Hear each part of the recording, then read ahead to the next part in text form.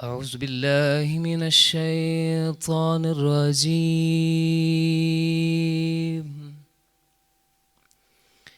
بسم الله الرحمن الرحيم.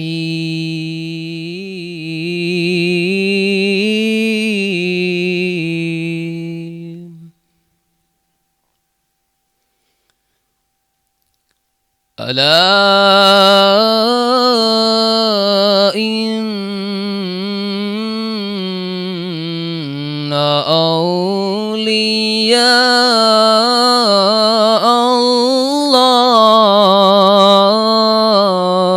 الله ألا إن أولياء الله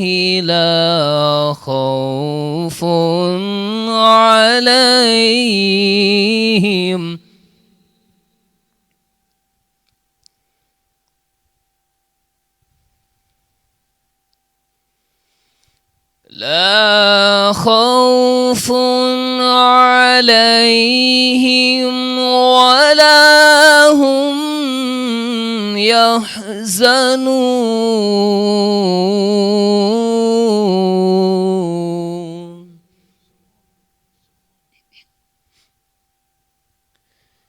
الذين آمنوا وكانوا يتقون.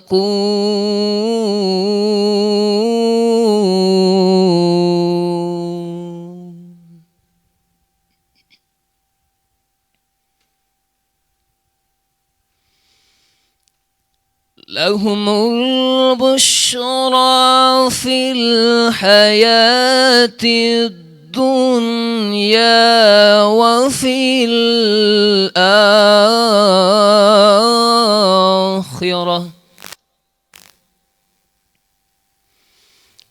لا تبديل لكلمات الله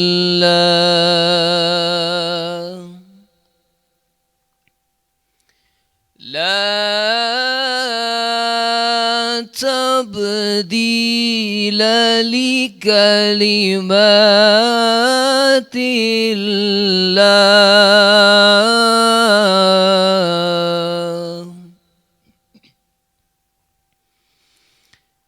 ذلك هو الفوز العظيم.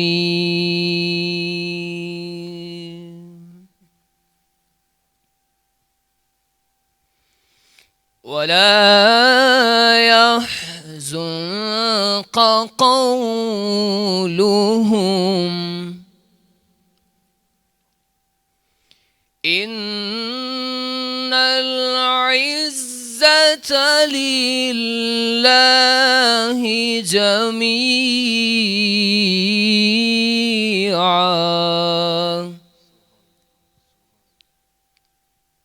هو السميع العليم.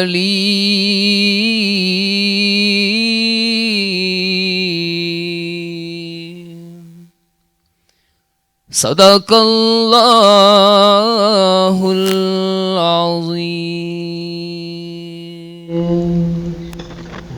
جزاک اللہ. ماشاء اللہ. خواتین و حضرات، ہمارے ساتھ موجود ہیں حافظ حسام الخیری، جنہوں نے تلاوت کی سعادت حاصل کی. پروگرام کا باقاعدہ آغاز ہم نے تلاوت کلام پاک سے کیا. پروگرام رمضان احساس کے ساتھ میں آپ کو خوش آمدید کہتے ہیں. کنزا، اگر آپ اوورال دیکھیں تو آج جو موسم ہے، ایک تو پورے پاکستان میں کچھ تبدیل نظر آتا ہے. کچھ دن پہلے ہم نے دیکھا کہ موسم کافی ٹھنڈا ہو گیا تھا، اور اب کیونکہ پاکستان کے کئی ایسے ایریاز ہیں. پاکستان میں خوبصورتی یہی ہے کہ پاکستان کے طول و عرض میں ایک طرف آپ کو شاید مائنس میں بھی کچھ ملے گا، اور دوسری طرف آپ 50 تک ٹمپریچر جاتا ہے. اس صورتحال میں ہم اپنے ڈاکٹر سے بھی جانتے ہیں، ہم علماء کرام سے بھی جانتے ہیں کہ وہاں پہ جو موجود ہے عوام، اس کو کس طریقے سے روزے کے حوالے سے ان کو کیا کرنا چاہیے، کام کیسے کرنا چاہیے، گھر میں کیسے رہنا چاہیے، عبادات کیسے کرنی چاہیے. یہ صورتحال اگر ہم دیکھیں تو ایک تو رمضان جو ہے وہ جیسے ہمارا تھیم ہے احساس کے ساتھ, تو اگر احساس نہ ہو تو ڈیفینیٹلی اس روزے کا کوئی فائدہ بھی نہیں ہوتا. تو باقاعدہ ہم اپنے جو مہمان ہیں ان کا تعارف بھی کرواتے چلیں. اچھا نوید, اس سے پہلے میں آپ کو ایک چیز ایڈ کرنا چاہوں گی. ہم جب رمضان میں مینجمنٹ کی بات کرتے ہیں تو یہ بڑی امپورٹنٹ ایک ڈسکشن ہو جاتی ہے. دیکھیں رمضان میں ہماری جو روٹینز ہوتی ہیں, چاہے مرد حضرات ہیں یا خواتین ہیں, تو وہ ٹوٹلی چینج ہو جاتی ہیں. سحری کی بات کریں, افطاری کی بات کریں, اس کے علاوہ ہماری یونیورسٹیز ہیں, کالجز ہیں, دفاتر ہیں, ان کے ٹائمنگ چینج ہو جاتے ہیں. تو یہ رمضان جو ہے ہمیں کس طرح سے پریپیئر کرتا ہے آنے والے ٹائم کے لیے, یہ بھی ایک بڑی امپورٹنٹ چیز ہے. بالکل. اچھا, وقت کی پابندی بہت اہم ہوتی ہے اس میں. ہم یہ دیکھتے ہیں کہ ہم بہت فالو کرتے ہیں اور ایک ایک سیکنڈ کو بھی فالو کرنا پڑتا ہے. آپ افطار کے وقت آپ دیکھیں کہ ہمیں کوشش ہوتی ہے کہ اس سے پہلے آپ گھر میں, دفتر میں, کہیں بھی ہو, آپ اس سے تقریباً کئی جگہ پہ آدھا گھنٹہ پہلے آپ اپنے آپ کو فری کرتے ہیں, آپ دعا کرتے ہیں, آپ اپنے افطار کے لیے سامان اکٹھا کرتے ہیں, بیٹھتے ہیں. پھر ایک اور خوبصورتی جو ہے وہ یہ ہے کہ ہمارے یہاں جوائنٹ فیملی سسٹم ہے. پورے سال میں اگر ہم اپنے والدین سے دور بھی ہیں تو ہماری کوشش یہ ہوتی ہے کہ تمام عزیز و اقارب کو اکٹھا کیا جائے افطار و سحر کے وقت. تو ایک بڑا اچھا یعنی پورا جو منتھ ہے. لیکن زیادہ اس ایک ماہ کا مطلب یہ ہے کہ ہمارے پورے سال کی روٹین چینج ہونی چاہیے. ہمیں صرف یہ رمضان کی حد تک نہیں رکھنا چاہیے, ہمیں اس سے یعنی پورے ایک روٹین ہمیں چاہیے. اوور آل ویسے بھی اگر دیکھوں تو پاکستان میں ایک چیز جو ہم دیکھیں کہ فارنرز بھی جو آتے ہیں وہ بات ضرور کرتے ہیں کہ پاکستان میں ٹائم کی پابندی جو ہے نا وہ نہیں ہوتی. تو یہ ایک منتھ ایسا ہے کہ جو ہمیں ٹائم کی پابندی بہترین طریقے سے سکھاتا ہے. اب ہم پہ ہمارے اوپر ہے کہ ہم اس کو آگے لے کے چلتے ہیں یا نہیں چلتے. ہمارے ہاں جتنی تقاریب ہوتی ہیں اب دیکھتے ہیں کہ اس میں ٹائمنگ ہم کیا دیتے ہیں, کارڈ پہ کیا لکھا ہوتا ہے, اور کارڈ پہ اگر 8 لکھا ہے تو اس کا مطلب 11 ہے ہمارے ہاں. تقریباً 2 گھنٹے کا فرق. لیکن جو لوگ فالو کرتے ہیں ٹائم کو, پھر وہ اس چھوٹی چھوٹی چیزوں کو جو ہے وہ کاؤنٹ بھی کرتے ہیں. تو یہ ایک ایسا ماہ ہے جس میں پہلا عشرہ جو ہے ہم عبد الرحمت کی بات کریں, مہمانوں کا تعارف کرواتے چلیں, اس کے بعد ہم چلتے ہیں نعت کی طرف, اور اس کے بعد باقاعدہ طور پر ہم اپنے ٹاپک کی طرف آتے ہیں. اچھا نوید, ہمیں نعت خوانی کے لیے جوائن کیا ہے نور الہدا نے, اور ان کے ساتھ ان کی بہن ہے طیبہ رحمان. بالکل, بڑی انٹرسٹنگ بات ابھی ہم ان سے ڈسکس کر رہے تھے کہ دونوں انڈیپینڈنٹلی اپنا مدرسہ چلا رہی ہیں اپنے شہر میں. تو ہم ان سے بات کریں گے, ان سے جانیں گے کہ کیا چیلنجز ان کو فیس کرنے پڑے اور کس طرح سے ان کی روٹین ہوتی ہے رمضان میں. السلام علیکم. وعلیکم السلام. کیسے ہیں آپ؟ الحمدللہ. سب سے پہلے تو آپ بتائیں کہ آپ کا رمضان کیسا جا رہا ہے؟ الحمدللہ رمضان شریف ظاہر مہینہ ہی ایسا ہے کہ اس مہینے کے اندر انسان کی پوری روٹین ظاہر جیسے آپ نے بولا چینج ہو جاتی ہے. تو وہ رمضان شریف ہمیشہ سے اچھا ہی رہتا ہے کیونکہ انسان وہاں پہ عبادات میں اتنا مصروف ہو جاتا ہے. وہ جو غیبتوں والا جو سسٹم ہوتا ہے خاص طور پہ وہ ختم ہوا ہوتا ہے, اور صرف اپنے قرآن پاک کے ساتھ اور اپنے ہی عبادات کے ساتھ وقت گزر جاتا ہے. اور اس کے بعد اگر بات کی جائے کہ رمضان میں عورتوں کے حوالے سے, تو وہ پھر ہم لوگ جو ہے وہ گھر کے کاموں میں مصروف ہو جاتے ہیں, تو تھوڑا بہت جو ٹائم نکلتا ہے وہ عبادات. اچھا, آپ سے بعد میں بھی ڈسکشن کو کنٹینیو رکھیں گے اور جانیں گے کہ کس طرح سے خواتین بھی جو ہے مزید رمضان سے استفادہ حاصل کر سکتی ہیں. اور اس کے علاوہ ہمیں جوائن کیا ہے علامہ حیدر علوی نے, اسلامک اسکالر ہیں. ان سے ہم جانیں گے کہ رمضان اور احساس کا بیسیکلی رشتہ کیا ہے, کیونکہ نوید ہم ہر پروگرام میں یہی ڈسکس کرتے ہیں. اس کے ساتھ ساتھ ہمیں جوائن کیا ہے اعجاز بن یاحیہ نے. السلام علیکم, کیسے ہیں آپ؟ یہ جو ہے قائد اعظم یونیورسٹی میں فیکلٹی ممبر ہیں, اس کے علاوہ ایک یوتھ آرگنائزیشن کو بھی رن کر رہے ہیں. تو ہم سر آپ سے یہ جانیں گے کہ یوتھ اینڈ ایجوکیشن کے بارے میں ہم بیسیکلی آپ سے بات کریں گے, اور ایک جو بڑا المیہ ہے ہمارے معاشرے میں کہ ہمارے جو نوجوان ہیں ان کی یونیورسٹیاں جو ہیں وہ تعلیم تو دے رہی ہیں لیکن تربیت ہو رہی ہے یا نہیں, تو اس بارے میں بھی آپ سے جانیں گے. وعلیکم السلام. Thank you so much. First of all آپ لوگوں کا انیشیٹو بہت اچھا ہے, اینڈ آئی ریئلی اپریشیٹ آپ لوگوں نے بہت زیادہ یہاں پہ ینگسٹر جو یوتھ کی ایکچوئل ریپرزنٹیشن ہے, جو ایک پاکستان کا سافٹ امیج پورٹرے کرتے ہیں ایٹ دا بگر آڈینس, یہ آپ نے انوائٹ کیا, مجھے بہت زیادہ خوشی ہوئی. فرسٹ. سیکنڈلی ہمارا آرگنائزیشن کا جو بیسکلی مینڈیٹ ہے, ہم یوتھ کو نا چینلائز کرنا چاہتے ہیں at the peak time age. ہم چاہتے ہیں کہ وہ اتنا پروڈکٹیو ہو جائیں by the end of the degree, once they step out from the academia, ان کے اوپر دوبارہ سے زیرو سے محنت نہ کرنی پڑے. ہمارا یہاں ڈائلما یہ ہے کہ ہم نے اسٹوڈنٹ کو ایز اے سبجیکٹ کبھی اس کو کنسیڈر ہی نہیں کیا. ہم اس کے اوپر کبھی مطلب ہم اس کو ایز اے سبجیکٹ ایکسپلور نہیں کرتے. We don't want students to be have a learned person during their academia. اگر ہم اس کے اوپر آج محنت نہیں کریں گے تو ہماری جو جتنی بھی میجورٹی چنک ہے جو تیار ہو رہی ہے یونیورسٹی میں, جب وہ سوسائٹل پارٹ بنے گی تو آپ کیسے اسے ایکسپیکٹ کر سکتے ہیں کہ وہ پروڈکٹیولی پاکستان کے لیے کوئی بھی پارٹ پلے کر سکتی ہے. بالکل نہیں. یوتھ تو ڈیفینیٹلی ہمارے ہاں ہم روزانہ اس پہ بات کرتے ہیں کہ نوجوان اب پاکستان کا مستقبل ہے. اگر اس کو آج ہم تربیت نہیں دیں گے, اگر اس کے لیے آج ڈائریکشن سیٹ نہیں کریں گے, وہ اسٹیٹ کی رسپانسبلٹی ہے, وہ سوسائٹی کی ہے, تمام اسٹیک ہولڈرز اگر اس میں حصہ نہیں ڈالیں گے تو ڈیفینیٹلی پاکستان کا مستقبل پھر کیا ہوگا یہ دیکھیں گے. علامہ صاحب تھوڑی سی ہم بات کر لیتے ہیں, اس کے بعد ہم نعت کی طرف چلتے ہیں. کیسا چل رہا ہے رمضان, اور اسپیشلی اگر ہم بات کریں احساس کی, لیٹر آن اس پہ ڈیٹیل میں بات کریں گے, لیکن رمضان کا اصل مقصد اور پہلا عشرہ جو ہے رحمت کا عشرہ, اس کو آپ سمجھتے ہیں کیسے عوام کو جو ہے وہ گزارنا چاہیے؟ بسم اللہ الرحمن الرحیم. میں قلندر لاہوری اقبال کے اس شعر سے آغاز کروں گا کہ خدا کے بندے تو ہیں ہزاروں, بنوں میں پھرتے ہیں مارے مارے, میں اس کا بندہ بنوں گا جس کو خدا کے بندوں سے پیار ہوگا. کیا بات. یقیناً یہ ماہ مقدس رمضان المبارک ہمیں نیکیوں کے ایسے ماحول میں لے جاتا ہے جس میں حضور فرماتے ہیں کہ اس میں سانس لینا بھی عبادت ہے. بالکل صحیح. مطلب آپ کا سونا بھی عبادت بن جاتا ہے جب سحری کے انتظار میں, دن بھر بھوک پیاس بھی آپ کی عبادت بن جاتی ہے. لیکن جہاں معاشرے کے اندر مساوات نہ ہوں اور افراط و تفریط اس قدر زیادہ ہو کہ ایک سوسائٹی ایسی ہے جس کو ہم برگر فیملی کہتے ہیں, اور ایک ایسا طبقہ ہے جس کی تعداد یہ ایسی ہے کہ اس کے پاس 2 وقت کا کھانا بھی میسر نہیں, تو وہ جو بھوکا اور پیاسا ہے اس کی بھوک اور پیاس کی شدت کا جو احساس ہے ایک خاص طبقے کو پورا سال نہیں ہو پا رہا ہوتا, تو ایک مہینہ آتا ہے جو ان کو احساس دلاتا ہے کہ بھئی آپ بھی دیکھو آپ کے معاشرے میں کچھ طبقے ایسے ہیں جو پورا سال ہی اس کیفیت سے گزرتے ہیں. تمہارا دورانیہ تو 12-14 گھنٹے کا ہے, ان کی تو بیچاروں کی 24 گھنٹے اسی کیفیت میں گزر رہے ہوتے ہیں, تو آپ ان کی بھوک اور پیاس کی شدت کو محسوس کریں.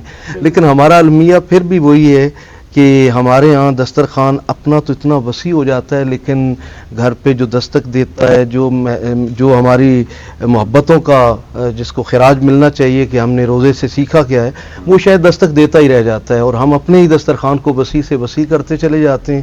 میری رائے یہ ہے کہ احساس اس چیز کا نام ہے کہ ہم بہت زیادہ جو ہمارے ہاں امیر دوست ہوتے ہیں ان کی افطار پارٹیز کی بجائے اگر ہم غریب کے گھر 1 مہینے کے لیے راشن بھیج دیں تو اللہ تعالیٰ اس میں ہم سے زیادہ راضی ہوگا.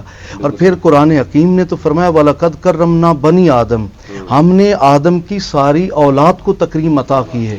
ابھی جیسے کرسچنز کا روزے جا رہے ہیں, ہماری سوسائٹی کا وہ بھی حصہ ہیں. میرا خیال ہے کہ ہمارے ہاں بہت کم مسلمز ہوں گے جنہوں نے ان کے ہاں کوئی خیر کا پیغام بھیجا ہو, کوئی محبتیں بانٹی ہو. جب ہمارا اپنا شروع ہوا ہے تو ہم بھی دیکھتے ہیں کہ جناب ہر شخص یہی سوچ رہا ہے کہ میرے کچن کے لیے معاملات ٹھیک ہونے چاہیے, لیکن ہماری فیملیز کے اندر, ہمارے محلے کے اندر, ہمارے رشتہ دار, ان سب کو ضرورت بہرحال ہماری محبتوں کی ہوتی ہے. وہ احساس اگر ہمارے اندر پیدا ہو جائے جو بھوک اور پیاس کے سبب. نعت کی سعادت حاصل کریں گے. ہمارے ساتھ موجود ہیں نور الہدا جی.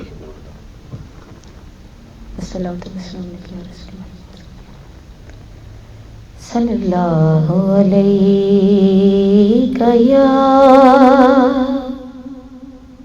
رسول اللہ وسلم علیہ یا حبیب اللہ. کوئی دنیا عطا میں نہیں ہمتا تیرا, ہو جو حاتم کو میسر یہ نظارہ تیرا, کہ اٹھے دیکھ کے بخشش میں یہ رتبہ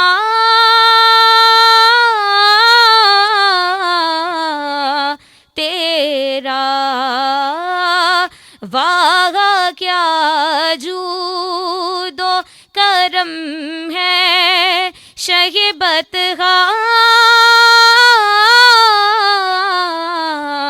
تیرا, نہیں سنتا ہی نہیں مانگنے والا تیرا, نہیں سنتا ہی نہیں مانگنے والا تیرا. کچھ بشر ہونے کے ناطے تجھے خود سا جانے، اور کچھ محض پیامی ہی خدا کا مانے، ان کی اوقات ہی کیا ہے کہ یہ اتنا جانے، فرش والے تیری شوکت کا علو کیا جانے، خسروا عرش پہ اڑتا ہے پھریرا تیرا، خسروا عرش پہ اڑتا ہے پھریرا تیرا، مجھ سے ناچیز پہ ہے تیری عنایت کتنی، تو نے ہر کام پہ کی میرے حمایت کتنی، کیا بتاؤں تیری رحمت میں ہے وسعت کتنی، ایک میں کیا میرے سیاں کی حقیقت کتنی، مجھ سے 100 لاکھ کو کافی ہے اشارہ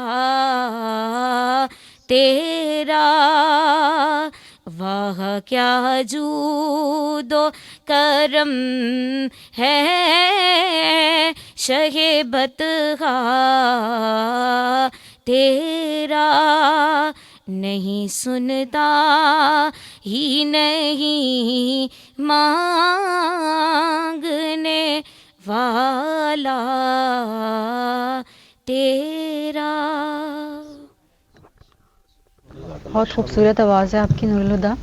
اچھا نور الہدیٰ، آپ سے یہ بھی جانیں گے کہ آپ کو یہ شوق جو ہے یہ بچپن سے تھا یا کسی سے انسپریشن لی، اور دوسرا یہ بھی بتائیں کہ آپ کا جو مدرسہ ہے وہاں پہ آپ باقی جو خواتین ہیں یا بچے ہیں ان کو بھی نعت خوانی کے لیے ان کو بھی سکھاتے ہیں، کوئی کلاسز ہوتی ہیں آپ کی؟ کیسے یہ سلسلہ رمضان میں اسپیشلی کنٹینیو رہتا ہے آپ کا؟ اس طرح ہے کہ بچپن میں میری دادو تھی، ان کو شوق تھا کہ ہم ان کی پوتیاں نعت خوانی کریں، تو وہ اکثر کہیں پہ بھی محفل ہوتی تھی تو ہمیں ایک انہوں نے وائٹ کلر کا فراک بنایا ہوا تھا، اس میں تیار کر کے لے جاتی تھی، اور اکثر لوگوں سے جھگڑا کر کے ادھر کھڑا کرتی تھی کہ میری پوتیاں نعت پڑھیں گی، تو وہ شوق اتنا پیدا ہو گیا کہ ہم اکثر مطلب 3 بہن بھائیاں جو یہ نعت خوانی کرتے ہیں، تو روم لاک کر کے اندر مختلف قسم کی آوازیں لگاتے لگاتے اللہ نے نعت خوان بنا دیا۔ اور جہاں تک بات ہے ہمارے ادارے کی، تو ادارے میں اس طرح کے رمضان میں اسپیشل کلاسز ہوتی ہیں، کچھ نعت خوانی کے حوالے سے تو مطلب نارمل ڈیز میں بھی ہم لوگ کلاسز لیتے ہیں، اپنی بچیوں کو سکھاتے ہیں، چونکہ ہمارے پاس ایک ہنر ہے تو ہم یہ چاہتے ہیں کہ ان کے پاس بھی ہو۔ اللہ رب العزت نے آواز تو سب کو دی ہے، تو یہ ہے کہ اس کو کیسے آپ مطلب یوٹیلائز کر سکتے ہیں، کیسے آپ اپنی آواز کو اللہ کی راہ کے لیے استعمال کر سکتے ہیں۔ اور رمضان جو گزارتے ہیں ہم اپنے ادارے میں وہ اس طرح ہے کہ ہم دورہ تفسیر القرآن کرواتے ہیں، ہر رمضان المبارک میں، یکم رمضان المبارک سے قرآن پاک کا دورہ کروانا شروع کرتے ہیں۔ صرف بچیاں نہیں ہوتی، ارد گرد کے محلے کے کچھ لوگ ہوتے ہیں، خواتین ہوتی ہیں، کچھ جوان لڑکیاں ہوتی ہیں جو آتی ہیں، اور باقاعدہ طور پہ کلاسز ہوتی ہیں، 2-2.5 گھنٹے کا پورا ایک دورانیہ ہوتا ہے جس میں ہم وہ تفسیر کرواتے ہیں، اور اس طرح پورا رمضان برکات میں گزر نوید ہمارے ساتھ ان کی بہن طیبہ بھی موجود ہیں. تو مجھے یہ میں اسپیشلی بڑی کیوریوسٹی ہو رہی ہے کیونکہ میری بھی بہنیں ہیں. تو رمضان میں یہ ہوتا ہے کہ کچن میں بڑی ہلچل مچ جاتی ہے. ایک بہن جو ہے وہ سحری بناتی ہے اگر، تو ایک کہتی ہے کہ میں سحری افطاری میں کچھ نہیں بناؤں گی، بھائی سحری میں نے بنا دی، اب افطاری کا کام تم نے کرنا ہے. تو یہ اکثر آپ لوگوں میں کچھ ہو جاتا ہے لڑائی جھگڑا وغیرہ، یا پیسفل طریقے سے آپ لوگ سارا جو ہے مینج کرتے ہیں؟ میں میرڈ ہوں نا. اچھا میرا الگ سے گھر ہے، صحیح. تو میں تو اپنا گھر دیکھتی ہوں. تو یہ جو دو ہیں سحری میں یہ کرتی ہیں ہاں. اور افطاری میں وہ جو چھوٹی بہن ہے وہ کرتی ہے. تو یہ ہے کہ دونوں جاب والی ہیں. تو صبح وہ یہ جب سحری بناتی ہے وہ صفائی کر لیتی ہیں، اور رات کے ٹائم جب وہ افطاری تیار کرتی ہیں تو روٹیاں پکانی ذرا اس کو مشکل لگتی ہیں تو وہ یہ بنا دیتی ہیں. صحیح ہو گیا. اچھا، گزشتہ کئی برسوں سے ایک تو کووڈ بھی رہا، تو کس طرح کی کووڈ کے بعد کی یعنی لائف کیسی ہے، اس سے پہلے کی کیسی ہے؟ اور پھر کیونکہ ہم یہ دیکھ رہے ہیں کہ ہمارے ہاں کیونکہ ایک بڑی تعداد نوجوانوں کی ہے، اب جو پیرنٹس ہیں، والدین ہیں، وہ ان کی کیا ایکسپیکٹیشن ہوتی ہے جب بچے آتے ہیں؟ کیونکہ اب یہ دیکھ رہے ہیں کہ ہماری حکومت نے بھی کہا کہ ہم پورا نیشنل کریکولم چینج کر رہے ہیں، اور ہم اس میں چاہ رہے ہیں کہ سیرت نبی صلی اللہ علیہ وسلم، پھر قرآن پاک کا ترجمہ، یعنی بچوں کو پڑھایا جائے، نہ صرف پڑھایا جائے بلکہ ان کو اس طریقے سے ان کو انکلکیٹ کیا جائے کہ ان کو سمجھ بھی آئے. کیونکہ ہمارے ہاں آپ کو پتہ ہے کہ قرآن پاک تو ہم پڑھتے ہیں لیکن اس کو ترجمہ کو انڈرسٹینڈ نہیں کر پاتے. ایک بہت بڑا ایشو یہ ہے. آپ کیا سمجھتے ہیں کس طریقے سے، کیا یہ اسٹیٹ کی پالیسی یہ ٹھیک ہے، یا کس طریقے سے ہم اپنے بچوں کو جو نوجوان ہیں اسپیشلی جب وہ سیرت نبی پڑھتے ہیں صلی اللہ علیہ وسلم یا قرآن پاک کا ترجمہ کریں، اور لیکن وہ اس طرح ان کو سکھایا جائے کہ پریکٹیکلی بھی وہ اس کو مینج کر سکیں، دیکھ سکیں؟ سر بات یہ ہے کہ جب میرا میٹرک کا دور تھا، اس دور میں ہم نے سورہ انفال پڑھی تھی، تو اس میں جہاد کا ذکر تھا، جنگ و قتال کا سب. تو وہ اس میں نا وہ جو ینگسٹرز جو ہوتے ہیں وہ زیادہ اس چیز پہ فوکس کرتے ہیں کہ جہاد کیا ہے، کیسے ہونا ہے. یا پھر جب بچہ ہے ہم بیج بوتے ہیں اور پھر ہم اس کی نشو نما کرنے کے لیے اس میں پانی ڈالتے ہیں، کھاد ڈالتے ہیں کوئی بھی. تو سر بچپن میں اگر بچے کو کچھ ایسا قرآن پاک کا ترجمہ یا پھر تھوڑی سی حدیث یاد کروائی جائیں گی، بتائی جائیں گی، تو ان کے اندر یہ شعور پیدا ہوگا. ابھی تھوڑی سی دیر پہلے انہوں نے کہا تھا نا کہ ہماری دادوں کو بڑا شوق تھا، تو وہ جو دادوں کا شوق تھا وہ ہم میں کس طرح سے کنورٹ ہو گیا، وہ اس وجہ سے کہ وہ بار بار کرتی تھی نا.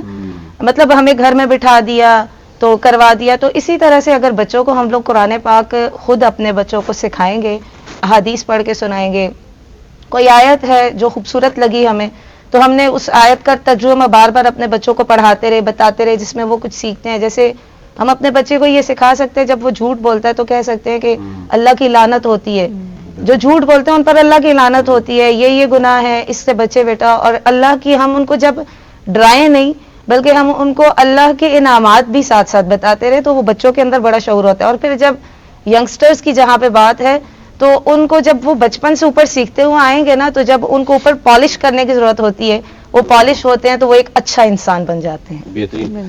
اچھا، ہمارے ساتھ موجود ہیں اعجاز بن یحییٰ صاحب. ایک تو یہ ہے کہ نوجوانوں کو بھی آپ ریپرزینٹ کر رہے ہیں، دوسرا یہ ہے کہ کیونکہ ہم بار بار نوجوانوں کی اس لیے بات کرتے ہیں کہ ملک کا مستقبل 10-15 سالوں کے بعد ان نوجوانوں کے پاس ہے.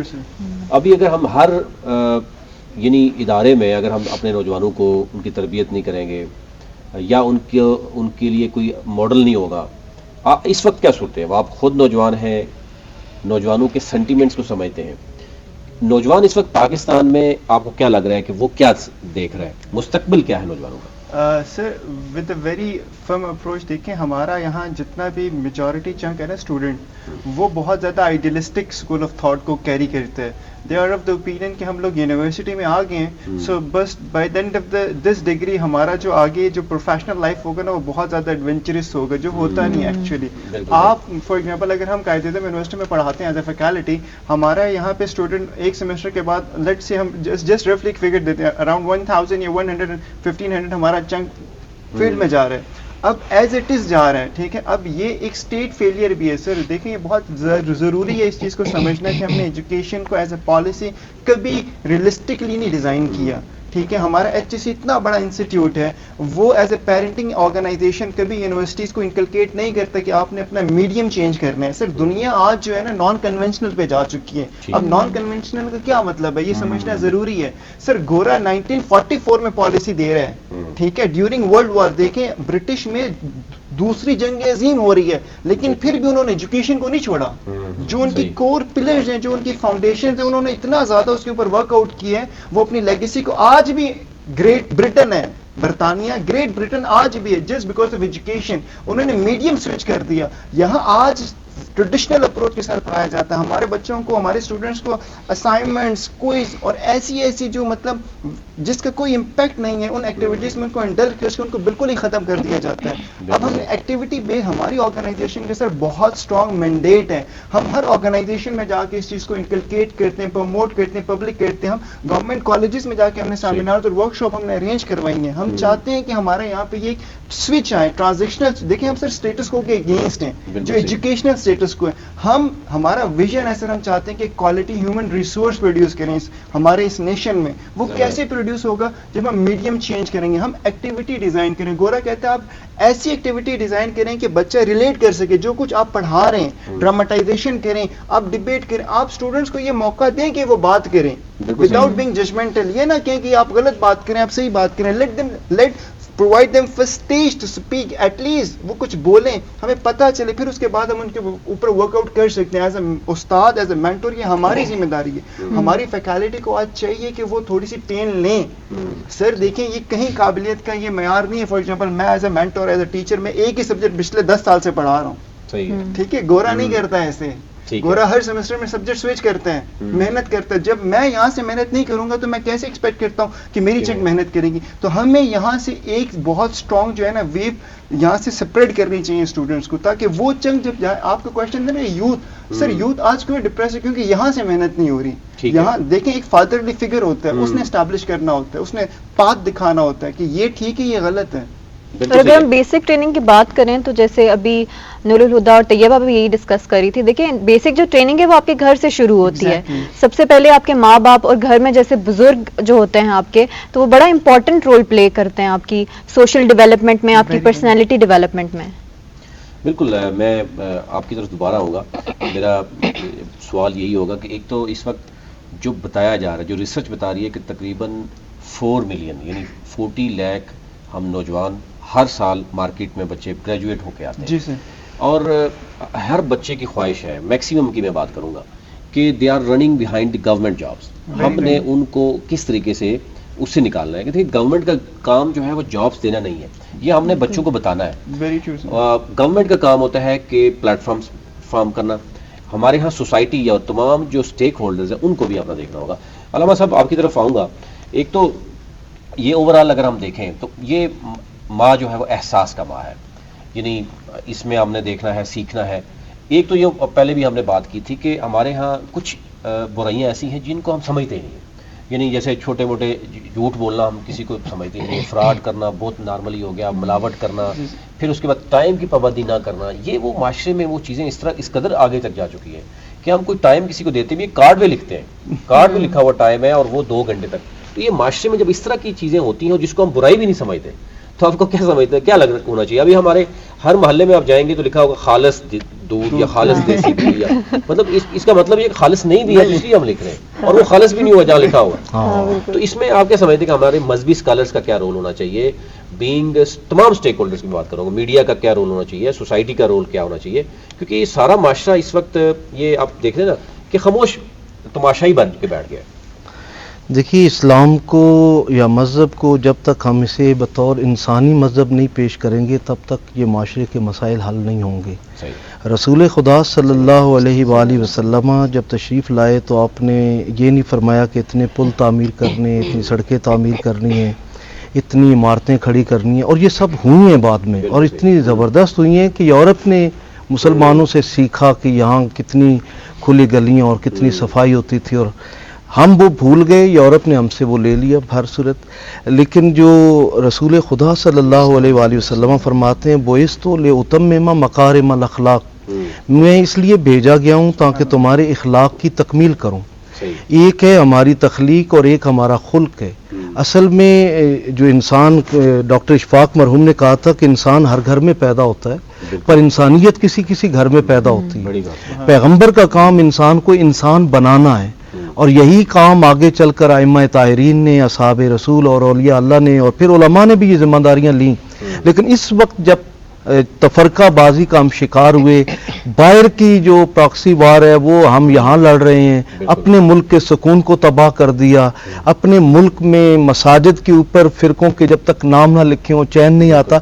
मिंबर से भी हमने वो मौज़ूआत नहीं लिए जिसका इंसानों से ताल्लुक है, इंसानों ने आना कम कर दिया। यही हाल मीडिया का है कि मीडिया के पास इसके लिए वक्त ही नहीं है। इस वक्त ये कह लीजिए कि सबसे ज्यादा अहम टूल जो कौम की इस्लाह की, उनकी किरदार साजी की, वो एक मीडिया है। हर बंदा जुड़ा हुआ है, चाहे वो सोशल मीडिया से जुड़ा हुआ हो या मेन स्ट्रीम मीडिया से, वो चाहता है कि मुझे वहां से सबक मिले। लेकिन ये तो आपके इस प्रोग्राम में मैं देख रहा हूँ इतनी संजीदगी और इतने संजीदा टॉपिक्स हैं, वरना हमारे यहाँ तो साइकिल बांटे जा रहे हैं, मोटरसाइकिलें तकसीम हो रही हैं। इस माह रमजान का तकद्दुस भी पामाल किया जाता है।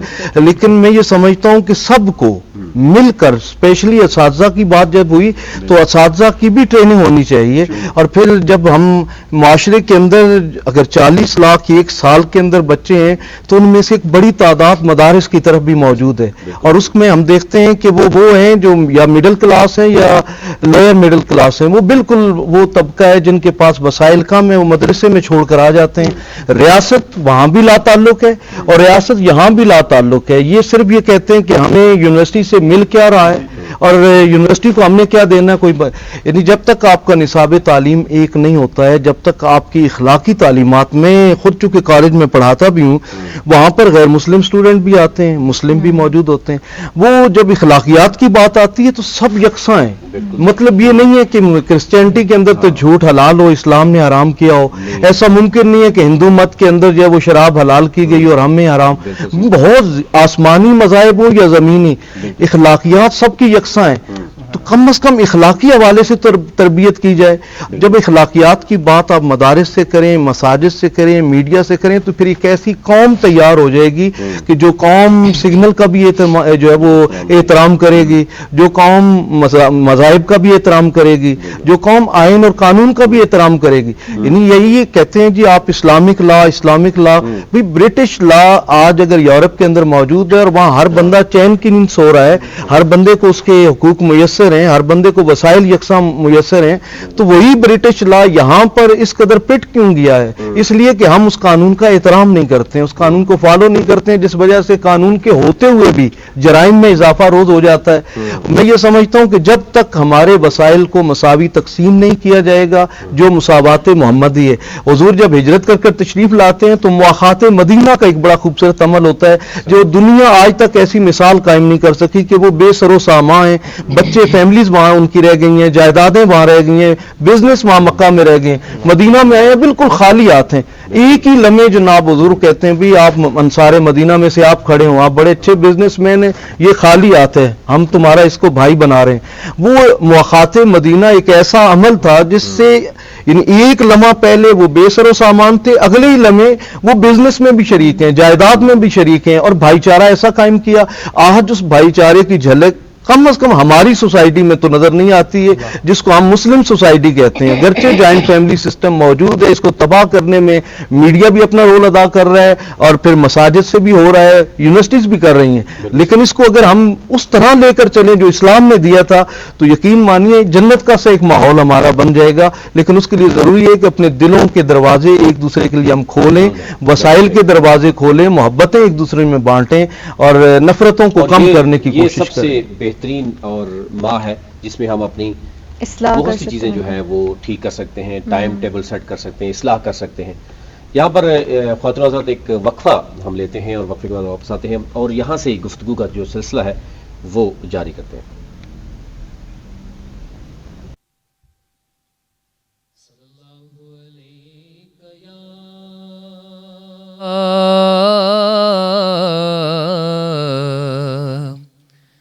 रसूल अल्लाह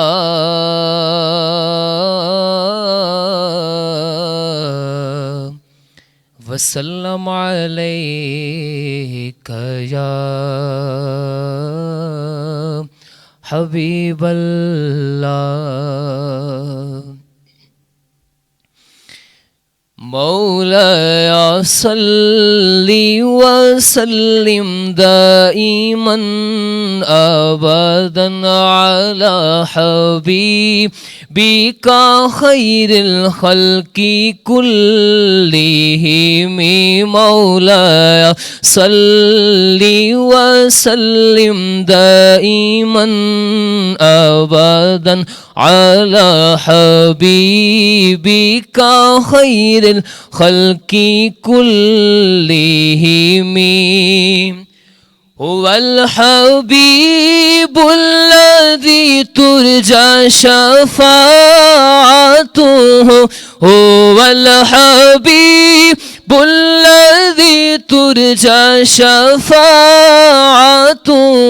لكل هول من الأهوال مقتهم مولاي صل وسلم دائما أبدا على حبيبك خير الخلق كلهم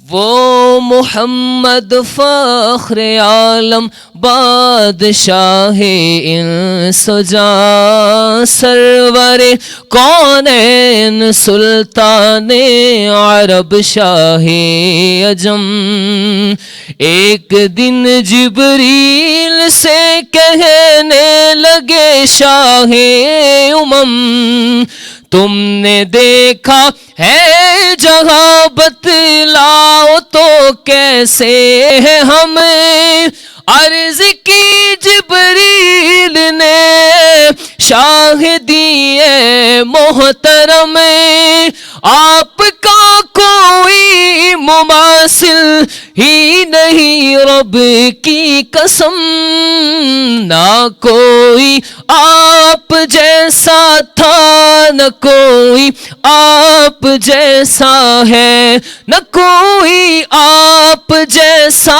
تھا نہ کوئی آپ جیسا ہے آقا مکھ چند بدر شاشانی متھ چمک دلاٹ نورانی کالی زلفت اکھ مستانی مخمور اکھین مد بھریاں اس صورت نو میں جانا کھاں کہ جانے جہان آکھاں سچے آکھاں تے رب دی میں شان آکھاں جس شان تو شانہ سب بڑیا سبحان اللہ سبحان اللہ سبحان اللہ ما اجملک ما احسنک ما اکملک کتھ میرے علی کتھ تیری ثنا گستاخ اکھیں کتھ جاڑیاں پری پہ کر نگار سر وقت لال رخ سارے سراپا رحمت دل بود شب جائے کہ ملبودم دو چشمے نرگسی نشرا کہ ماں غل بسر خانل دو زلف انبری نشرا کہ واللیلی اذا یغشا حسینوں مہجبینوں نازنیوں تو بہت سے ہیں مگر کوئی میرے سرکار جیسا ہو نہیں سکتا حسینوں مہجبینوں نازنیوں تو بہت سے ہیں مگر کوئی میرے سرکار جیسا ہو نہیں سکتا نہ کوئی آپ جیسا تھا نہ کوئی آپ جیسا ہے نہ کوئی آپ جیسا تھا نہ کوئی آپ جیسا ہے کوئی یوسف سے پوچھے مصطفیٰ کا حسن کیسا ہے زمین و آسماں میں کوئی بھی مثال نہ ملی مولا صلی وسلم دائما ابدا علی حبیبک خیر الخلق کلہم چسوئے من گزراری من مسکین زناداری فدائے نقش نالینت کنم جایا رسول اللہ جے آ جاوے وڑے میرے تیری نال پاک تو جے آ جاوے وڑے میرے تیری نال پاک تو کراں قربان تن من اپنا سارا یا رسول اللہ مولا صلی وسلم دائما ابدا علی حبیبک خیر الخلق کلہم. ماشاءاللہ ماشاءاللہ. اچھا حافظ صاحب کتنا میں چاہ رہا تھا کہ ذرا ان سے پوچھ بھی لوں کتنا ریاضت کرنی پڑتی ہے اور کیا روٹین ہے رمضان کی, کیسا گزر ہے رمضان؟ الحمدللہ اللہ کا شکر ہے رمضان شریف اچھا گزر رہا ہے. اور جس حوالے سے آپ نے نعت کے حوالے سے بات کی کیا ریاضت کرنی پڑتی ہے یا کیا اس میں ہوتا ہے, تو الحمدللہ نعت خوانی کا جو شوق ہے وہ بچپن سے ہی الحمدللہ تھا. تو جگہ جگہ محافل پہ جانا, تو اسکول میں بھی جب تھے تو تب بھی نعت کے حوالے سے دعوت دی جاتی تھی, محافل ہوتی تھیں. تو یہاں پہ بھی مدارس میں جب مدرسے میں داخلہ لیا حفظ کے لیے تو اس میں الحمدللہ پھر ساتھ ساتھ نعت شریف کی روٹین جاری رہی. اب چونکہ میں درس نظامی کا اسٹوڈنٹ ہوں, عالم کورس کر رہا ہوں الحمدللہ, تو اس کے ساتھ ساتھ بھی تراویح کے ساتھ ساتھ محافل پہ بھی جانا ہوتا ہے, مختلف ٹی وی چینل پہ بھی جانا ہوتا ہے, مختلف ٹرانسمیشن الحمدللہ جانا ہوتا ہے. تو الحمدللہ یہ اس مالک کی عطا ہے اور یہ ساری ذوق اور شوق کی بات بھی ہوتی ہے. کسی کام کے حوالے سے آپ ماہر اس کے بننا چاہتے ہیں تو سب سے پہلے آپ کو اس کا شوق ہونا چاہیے. ایز اے مجبوری کسی کام کے آپ ماہر نہیں بن سکتے, کہ آپ کو وہ چیز صحیح معنوں میں حاصل نہیں ہوتی. بالکل ٹھیک ہے.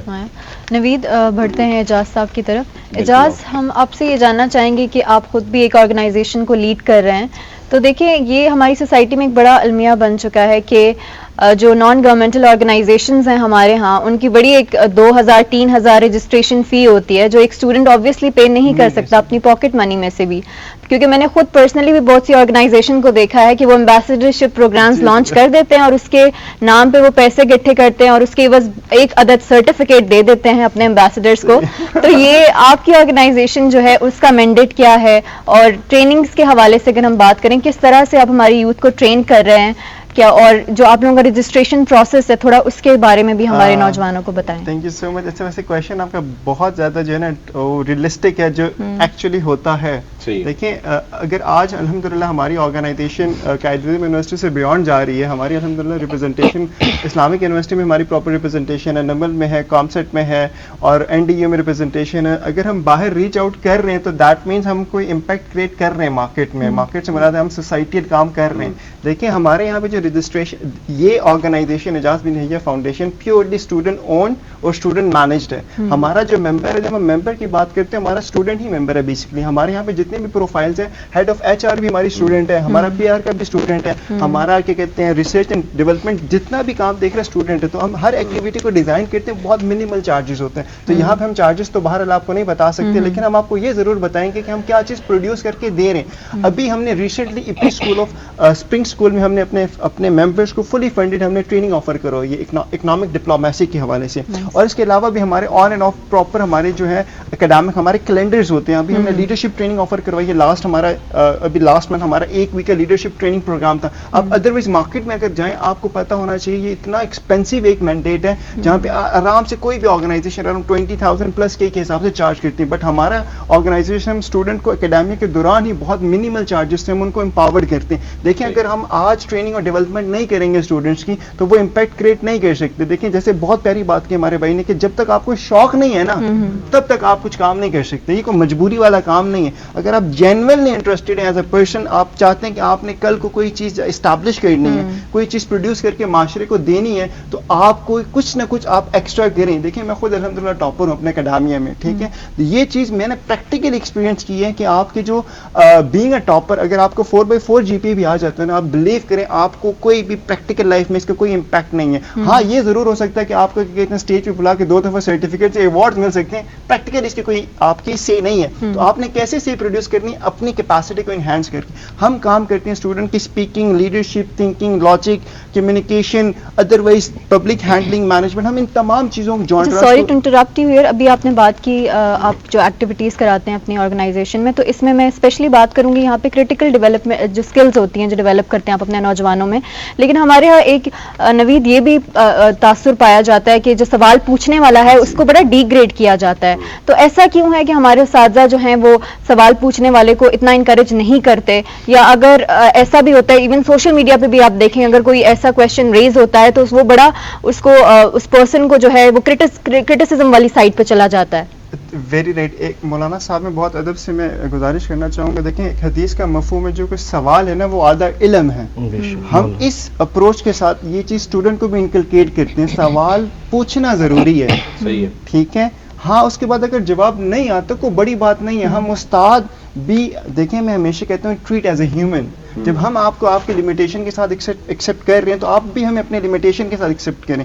ہم کوشش کریں گے مزید ریسرچ کر کے آ جائیں گے, کوئی بڑی بات نہیں ہے. یہاں کوئی عقل کل تو نہیں ہے نا, کوئی پرفیکشنسٹ کا کوئی دعویٰ نہیں کر سکتا. تو لرننگ آن گوئنگ پروسیس ہے. ہم سوال کرتے ہیں, دیکھیں سوال کرنے کا جو مقصد ہے نا, ہم ایکٹیویٹیز, دیکھیں ہم نے بات کی بار بار ایکٹیویٹی, ہم کیسے اسٹوڈنٹس کو انکلکیٹ کریں, کیسے اسٹوڈنٹ کو امپاورڈ کر رہے ہیں. ہم امپاورمنٹ کی بات کرتے ہیں. امپاورمنٹ کا مطلب ہوتا ہے اسٹوڈنٹ اسکلفل ہو جائے. کیسے اسکلفل ہو جائے؟ فار ایگزامپل ہماری بہت زیادہ جو ایک بینچ مارک ہماری ایکٹیویٹی ہے وہ ایک نیشنل ڈائلاگ ہے. ہم چاہتے ہیں کہ ہمارا جو اسٹوڈنٹ ہے, ہمارا جو ممبر ہے, وہ آج نیشنل ایشوز کو ڈسکس کریں وداؤٹ بینگ ججمنٹل. یہ نہ کرے کہ وہ کسی ایک پارٹی کو وہ ریپرزینٹ کریں, نہیں, ہم چاہتے ہیں کہ وہ اتنا ریسرچ بیسڈ آرگومنٹ پروڈیوس کریں کہ اس کی بات کی امپورٹنس ہو, کل کوئی پریکٹیکل لائف میں جائے. ہماری ہر چیز جو ہے نا وہ کنیکٹ ہے ود دا پروفیشنل لائف. ہم چاہتے ہیں کہ ہمارا بچہ جو ہمارا اسٹوڈنٹ ہے, ہمارا جو چنک ہے, وہ باقاعدہ ڈیولپڈ ہو جائے. صحیح ہے, بالکل صحیح ہے. اچھا دوسرا میں یہ جاننا چاہ رہا تھا کہ ایک تو یہ ہے کہ یہ تو ہمارے پاس فیکٹس اینڈ فگرز جو آتے ہیں کہ 40 لاکھ تک ہمارا نوجوان جو ہے وہ ہر سال مارکیٹ میں جاتا ہے, اور اس کو پھر مارکیٹ میں جاب نہیں ملتی تو ملک سے باہر جاتا ہے. تو اس کے اوپر جو ہے ہمارے کتنے ادارے کام کر رہے ہیں, اور آپ کو سمجھتے ہیں کیونکہ ظاہر آپ خود ایک یونیورسٹی میں پڑھاتے ہیں, آپ سمجھتے ہیں کہ نکلنے والے بچے ان کی اپروچ کیا ہوتی ہے. ایک تو آپ نے بتایا نا کہ ان کی ایکسپیکٹیشن کیا ہوتی ہے اور گراؤنڈ پہ ان کو ملتا کیا ہے. ایک یہ ہے کہ وہ ریئلی اگر آپ 40 لاکھ بچہ نکلتا ہے تو ایک تو یہ ہے کہ ہمارے ہاں بہت سے یعنی جو آن لائن سروسز ہیں وہ پاکستان کی نہیں ہے, وہ باہر کی سروسز ہیں. اس میں ہمارے نوجوان انگیج ضرور ہیں, کچھ آن لائن کیب چلا رہے ہیں, کوئی بائک چلا رہے ہیں, اور اگر وہ بھی نہ ہوتی تو ڈیفینیٹلی مشکلات ہوتی. لیکن آئی ٹی سیکٹر میں, سائبر سیکیورٹی میں ایک پوری دنیا آپ کی لمٹ ہے. جی سر, اس میں آپ کو کیا لگ رہا ہے کہ ہمارے ہاں آپ کو اسپیشلی کیا کرنا چاہیے, آپ کی طرح کی جو نوجوان آرگنائزیشن ان کو کیا کرنا؟ دیکھیں سر, یہ بڑا ایک اسٹرانگ کنسرنس تھا ہمارے آرگنائزیشن کے ممبرس کے کہ سر آپ ادروائز جو ٹریننگ پروگرام کروا رہے ہیں کہ آپ ہمیں فائنینشلی کیسے انڈیپینڈنٹ کر سکتے ہیں. تو ہم نے ایک دیکھیں ہمارا آرگنائزیشن کا مینڈیٹ ہے کہ ہم ہر آرگنائزیشن کو ایکسیس کرتے ہیں. ہم نے کوئی ریسٹرکشن نہیں لگائی کہ یہ پلس ہے تو یہ مائنس ہے. ہمارا کام ہے کہ ہم ہر آرگنائزیشن, بھلے وہ پبلک ہو بھلے وہ پرائیویٹ ہو, ہم جائیں, ہم بات کریں, ہم ڈائلاگ کریں, ہم گریٹر ڈیولپمنٹ کی بات کریں. ہم نے ایک آرگنائزیشن کے ساتھ باقاعدہ کلیبریشن کے ساتھ ہم نے 1 منتھ کا فری لانسنگ پروگرام انٹروڈیوس کروایا اپنے اسٹوڈنٹس کو. ہم نے ہائیلی سبسیڈائز, ہم ہمیشہ کہتے ہیں ہم نے سبسیڈائز, ہمیں پتہ ہے کہ اسٹوڈنٹس کے پاکٹ منی کیا ہے, ہمیں پتہ ہے کہ اسٹوڈنٹس کی فائنینشیل اسٹرینتھ کتنی ہے, ہمیں یہ بھی پتہ ہے کہ اسٹوڈنٹ جو ہے نا وہ گاؤں سے ہاسٹل میں آیا ہوا ہے, اس نے ادروائز مہینہ بھی چلانا ہے. تو ساری چیزوں کو کنسیڈر کرتے ہوئے ہم چاہتے ہیں, میری خواہش ہے کہ یہ چیز جو ہے نا اتنا ڈراسٹک چینج آ جائے کہ ہمارا بچہ اکیڈامیا میں اسٹیبلش ہو جائے. ہم نے پراپر کولابریشن کے ساتھ 1 مہینہ ان کو پراپر کلاسز دی کہ ہم یہ چاہتے ہیں کہ ایک دفعہ وہ سسٹم سے گو تھرو ہو جائیں تاکہ جتنا بھی یہ آئی ٹی بیسڈ ورڈ ہے وہ اس سے ان کو تھوڑی بہت نو ہاؤ ہو جائے. یہ تو ہم نے آپ کو بات بتائی آرگنائزیشنل, لیکن آپ کو میں ڈائلما بتا دوں. دیکھیں ہمارا سب سے بڑا ڈائلما یہ ہے کہ ہمیں کوئی آرگنائزیشن اون نہیں کرتا, گورنمنٹ آرگنائزیشن اون نہیں کرتا. ایک ہم نے, میں نام تو نہیں لینا چاہتا, وہ غلط بات ہو جائے گی, ایک لیڈنگ ہماری گورنمنٹ آرگنائزیشن ہے جو ہائیلی ٹیک بیسڈ ہے, ٹھیک ہے. ہم نے ان کو باقاعدہ اپنے آرگنائزیشن کے پارٹ سے ہم نے ان کو ریکویسٹ کیا, ہم نے ان کو یہ اسٹیبلش کیا کہ ہمارے پاس ڈفرینٹ یونیورسٹی ریپرزنٹیشنز ہیں اور تقریباً ہمارا جو چنک ہے نا وہ فائنل ایئر اسٹوڈنٹس ہیں, تو آپ ان کو ٹریننگ پروگرام آفر کریں پلیز, تاکہ وہ کسی حد تک وہ فائنینشیل انڈیپینڈنٹ ہو جائیں. تو آپ کو پتہ ہے ہمارے یہاں پہ ہمیں تب تک کوئی بندہ بلاتا نہیں جب تک نام نہ ہو جائے, ٹھیک ہے. وہ کہتے ہیں آپ کو پروفائل کیا, ہم نے کہا پروفائل چھوڑیں, آپ ہماری آئی ڈی کے بعد بات کریں, ہم کیا چیز ڈلیور کرنا چاہتے ہیں. صحیح ہے. وہ کہتے ہیں کہ آپ پہلے تھوڑا نام کر دیں, ہم نے کہا چلیں پھر ٹھیک ہے. یہ بہت اچھی بات ہے. ہم نے یہ خود دیکھا ہے کہ ہماری نوجوان نسل میں کچھ حد تک تو ہم نے دیکھا کہ وہ کس طریقے سے انہوں نے سیلاب کے دوران, پھر اس کے بعد مختلف ارتھکویک کے دوران, ابھی بھی ہم یہ دیکھ رہے ہیں کہ مختلف جو ہمارے نوجوان ہیں وہ اپنی مدد آپ یعنی اسٹیٹ کی, کیونکہ ہم نے دیکھا کہ پاکستان میں ذرا اسٹیٹ کو اپنے بہت سے ایشوز ہوتے ہیں. علامہ صاحب میں آپ کی طرف آؤں گا, اور کیونکہ ہم معاشرے میں تو بہت سی چیزیں اتنی مشروط گروتھ ہو رہی ہے کہ کچھ سمجھ نہیں آ رہی, لیکن ہم ایک بڑا ہمارا چنک جو ہے وہ مدارس سے آتا ہے. حکومت نے یہ کوشش ضرور کی ہے کہ مدارس سے جتنے طلباء آتے ہیں ان کو بھی سائنٹیفک اور آئی ٹی کی تعلیم دی جائے, تاکہ وہ مارکیٹ میں وہ جو ہمارے ہاں بڑے ایگزام ہوتے ہیں, پی پی ایس یا سی ایس ایس ایگزام ہوتے ہیں, تاکہ اس میں بھی وہ پارٹیسپیٹ کر سکے.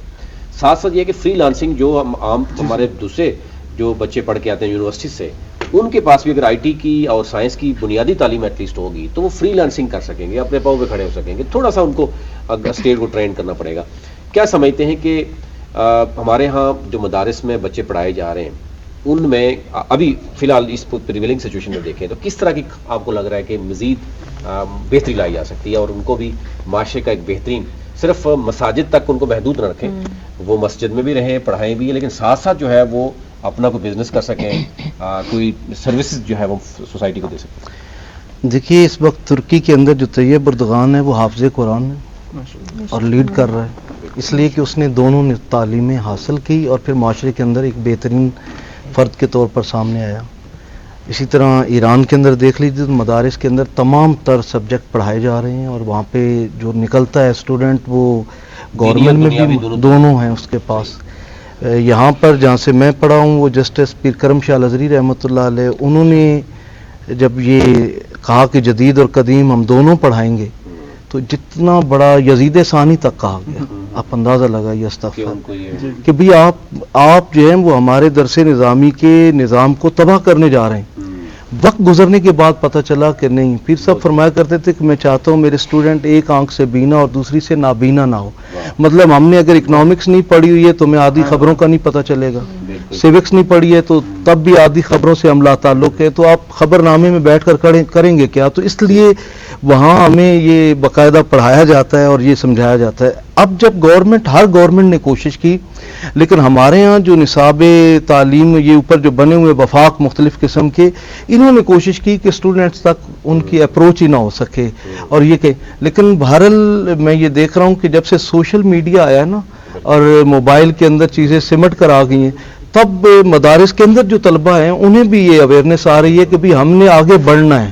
یہ صرف ہماری دنیا نہیں ہے, دنیا اور بھی ہے جسے مسخر کرنا ہے, اقبال کا شاہین بننا ہے, تو پھر صرف یہاں محدود نہیں ہونا ہے. میں یہاں یہ بھی کہوں گا کہ جس طرح ہماری یہ خواہش ہے کہ مدارس کے اندر جو ہے وہ تعلیم ہونی چاہیے ہمارے ماڈرن ایجوکیشن کے حوالے سے, وہیں ہمارے ہاں جو یونیورسٹیز اور کالجز ہیں وہاں بھی قرآن و سنت کی تعلیم کو اتنا ضرور دے دیں کہ یہ دونوں کے درمیان کو برج کا رول, یعنی اسلامک آئیڈیالوجی کو آپ یونیورسٹی سے نہیں نکال سکتے, اور نہ ہی آپ یہ کہہ سکتے ہیں کہ آپ جدت پسندی کو مدارس سے نکال دیں.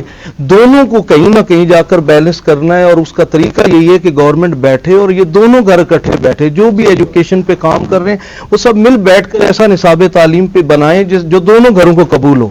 جب ایک جیسی تعلیم ہوگی تو ایک قوم تیار ہوگی. اس وقت ہمارے ہاں گھوڑا گلی والوں کا مزاج اور ہے اور تانگا گلی والوں کا مزاج اور ہے, یعنی یہ دونوں ایک صرف آفیسر تیار کر رہے ہیں اور ایک صرف نوکر پیدا کر رہے ہیں, اور 90+ جو ہے وہ ہماری نوکر ہی پیدا کیے جا رہے ہیں. ان کو یہ شعور ہی نہیں ہے کہ میں بھی کبھی باس بن سکتا ہوں, میں بھی کبھی وہاں چیئر کر سکتا ہوں. اس لیے میں سمجھتا ہوں کہ جب تک یکساں نصاب تعلیم نہیں آئے گا, پوری دنیا میں ایسا ہی ہے, سوائے ہمارے یہ جو ہم لوگ کوشش کیے جا رہے ہیں کہ بس 3-4 نسلیں الگ الگ پیدا کر دی جائیں اور معاشرے کے اندر افراط و تفریط رہے. بڑی ڈیوائڈ جو ہے نظر آتی ہے. خواتین صاحب ایک وقفہ لیں گے, وقفے کے بعد واپس آتے ہیں. اور گفتگو کا سلسلہ یہاں سے ہی ہم جاری کریں گے.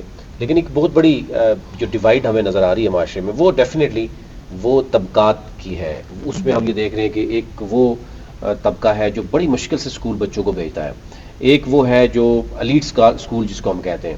لیکن کوشش گورنمنٹ کی طرف سے جاری ہے کہ پریویس گورنمنٹ بھی اور یہ موجودہ گورنمنٹ بھی کہ ایک ہم سنگل نیشنل کریکلم ہونا چاہیے ایٹ لیسٹ مدرسے سسٹم سے لے کر آپ جو ایلیٹ اسکول سسٹم جس کو کہتے ہیں وہاں پر بھی جو ہے وہ کچھ بنیادی یعنی اسٹیٹ کے حوالے سے اسلامک جو ہے بکس ہیں وہ ضرور ہونے چاہیے وہاں پہ. اور ڈیفینیٹلی جب آپ تمام جو مختلف طرح کے فیکشنز ہیں اس میں کچھ سملیرٹیز ہوں گی تو ڈیفینیٹلی پھر جو ایگزام ہوتا ہے اس میں بھی ہمارے وہ بچے بھی آئیں گے جو مدارس سے بھی بڑے لائق, یعنی جو بچہ حفظ کر رہا ہے ڈیفینیٹلی وہ انٹیلیجنٹ ہے, اس کو ذہن پہ تو کوئی بات نہیں کی جا سکتی. لیکن ہاں البتہ اگر آپ اس کو وہ پلیٹ فارم مہیا نہیں کریں گے تو ڈیفینیٹلی وہ پیچھے رہ جائے گا. تو یہ اوور آل ہم دیکھ رہے ہیں گورنمنٹ کی بھی کوشش ہے کہ اس کو وہ کیا جائے. ایک وقفے کے بعد اس پہ ہم بات کرتے ہیں کہ ہمارے ہاں جو ہونا چاہیے جو تعلیم کے لیے اسپیشلی کریکلم وہ کیسا ہونا چاہیے, اس میں رول کیا ہونا چاہیے, ہمارے ہاں یوتھ کا کیا رول ہونا چاہیے,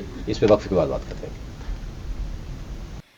صلی اللہ علیہ یا رسول اللہ وسلم علیک یا حبیب اللہ.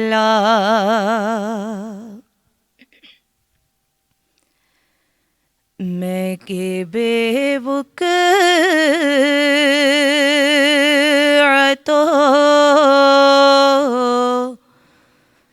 بے مایا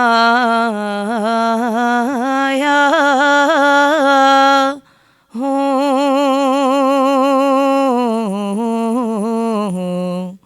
میں کہ بے وقعتو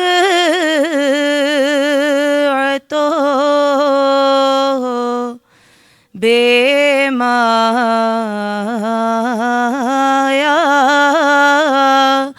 ہوں,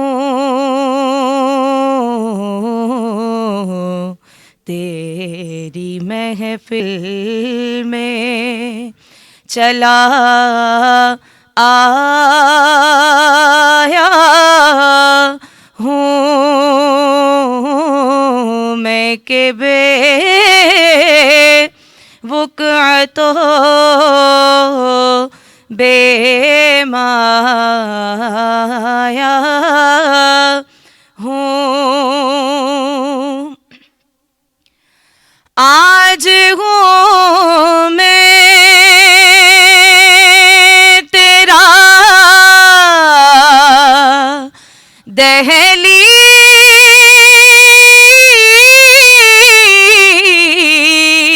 دہلیز نشین, آج ہوں میں تیرا دہلیز نشین, آج میں عرش کا ہم پایا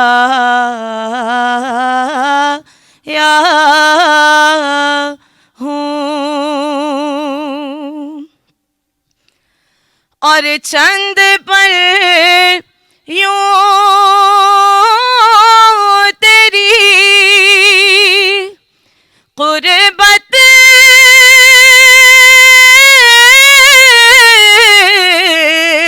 میں کٹے, چند پر یوں تیری قربت میں کٹے, جیسے ایک عمر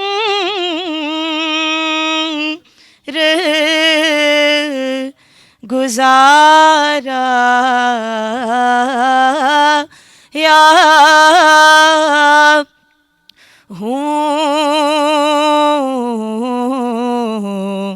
जैसे एक उम्र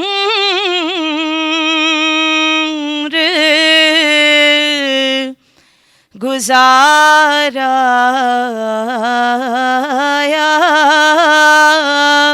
हूँ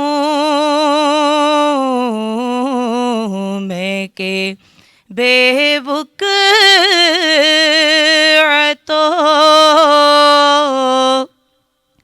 बेमाया हूँ तेरी महफिल में चला आया हूँ। माशाल्लाह। तैयबा से नवीद हम ये जानेंगे कि कितना टाइम आपको स्पेसिफिक आवर्स होते हैं जिसमें प्रैक्टिस करती हैं, और दूसरा आप क्योंकि वर्किंग लेडी भी हैं तो घर के साथ ये सब मैनेज करना थोड़ा मुश्किल होता है या नहीं? और खाने पीने में भी कोई एहतियात करनी पड़ती है वैसे, क्योंकि आप माशाल्लाह आवाज़ भी वोकल है और कुछ लोग बड़ी एहतियात करते हैं इस वाले से?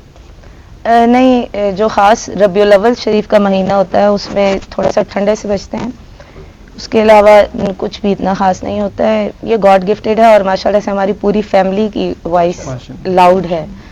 तो और बात ये है कि घर के काम तो ज़ाहिर है जो वर्किंग आवर्स होते हैं उनमें हो नहीं सकता, तो मेरे जितने भी घर के काम होते हैं, सफाई, बर्तन, झाड़ू, मांझा जो भी होता है वो रात में होता है।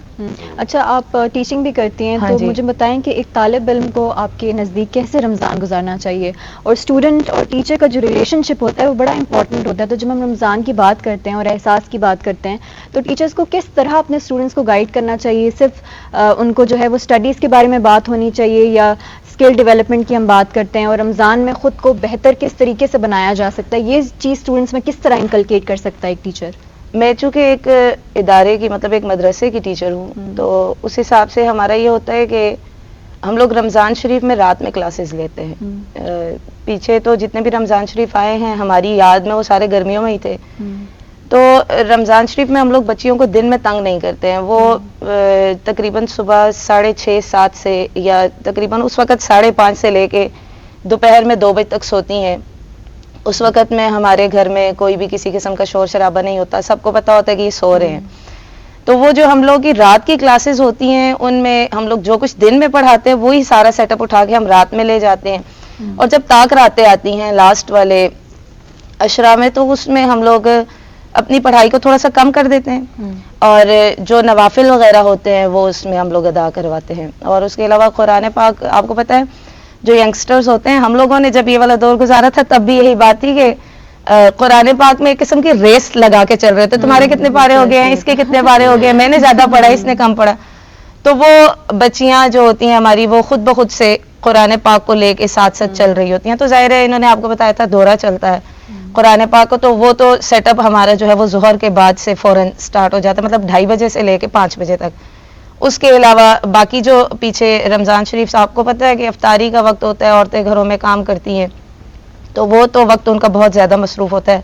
हम लोगों पे ये बड़े गिले भी आए थे कि आप लोग स्टार्ट का टाइम रखें, लेकिन चूँकि हमारी अपनी जो हमारी स्टूडेंट्स हैं उनके आराम का भी ख्याल हमें होता था, उनकी पढ़ाई का भी होता था कि हर्ज ना हो किसी चीज़ में, तो फिर इसलिए हम लोग वो सारा दौरा जो है वो उठा के जोहर के बाद लेके आते हैं। बिल्कुल सही होगा। अच्छा अलवी साहब, ये क्योंकि रहमत का अशरा है, पहला अशरा, तो रहमत को कैसे समेटा जाए मैक्सिमम, क्योंकि अब हम देख रहे हैं कि कुछ 2-3 दिन बाकी रह गए हैं, फिर अगला अशरा आ जाएगा। तो ये जिस खूबसूरती के साथ इस माह में हमने सीखना है, एक सबसे पहला शुरुआत ही रहमत से होती है, तो उसमें किस तरीके से यानी हमारे स्टूडेंट्स को, हमारे जो घर में मौजूद फैमिलीज़ हैं, फिर जो काम पे करने वाले लोग हैं, उनको क्या करना चाहिए रहमत के अशरे में?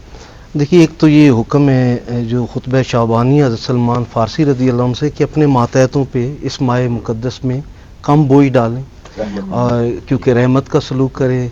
रहमत साए की तरह होती है, एक एहसास अपने अंदर लिए होती है कि आप बच्चे और माँ के ताल्लुक़ के दरमियान एक रहमत का अंसर होता है। ग्राम बेल ने उससे टेलीफोन ईजाद कर लिया कि ये कैसे मुमकिन है कि यूरोप में बच्चा है और यहाँ उसके सर दर्द की खबर माँ को कैसे हो गई।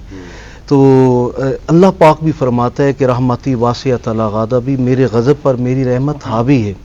اور اپنے محبوب کو بھیجا تو فرمایا وما ارسلناک الا رحمۃ للعالمین، ہم نے آپ کو سارے جہانوں کے لیے رحمت بنا کر بھیجا ہے۔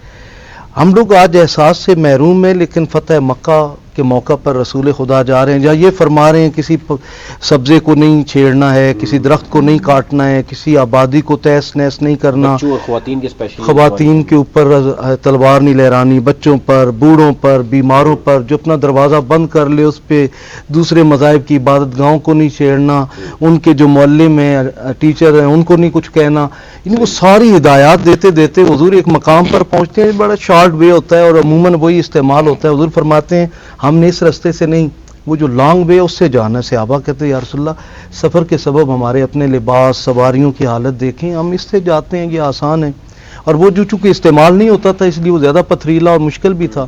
حضور نے فرمایا میں بھی اللہ کے حکم سے چلتا ہوں اور یہ میری اونٹنی بھی، تو وہیں سے برل وہ لمبا طویل سفر طے کرتے ہیں، فتح مکہ ہو جاتا ہے جناب، اور پھر جب آرام سے بیٹھتے ہیں صحابہ پھر سوال کرتے ہیں یا رسول اللہ وہ مختصر رستہ چھوڑا کیوں تھا ہم نے؟ آقا فرماتے ہیں میں مقدمۃ الجیش کو بھی لیڈ کر رہا تھا، میں نے دیکھا وہاں ایک کتیا نے بچے دیے ہوئے ہیں اور وہ انہیں دودھ پلا رہی ہے، میں محمد اتنا بڑا لشکر اگر لے کر گزرتا تو وہ کتیا اور اس کے بچے ڈسٹرب ہوتے، میں رحمت بن کر آیا ہوں، زحمت بن کر نہیں آیا۔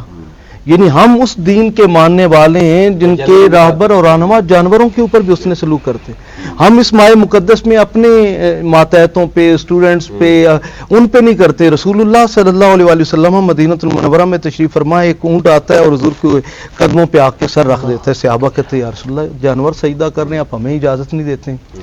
حضور نے فرمایا کہ وہ بے شعور ہے اور بے عقل ہے، اللہ کے سوا کسی کو سجدہ روا نہیں ہے، لیکن کہا کہ اس کے مالک کو بلاؤ، مالک کو بلایا اور کہا یہ اونٹ میرا امتی ہے، یہ شکایت کر رہا ہے تمہاری کہ تم کھلاتے کم ہو بوجھ زیادہ لاتے ہو، جانوروں کے معاملے میں اللہ سے ڈرا کرو۔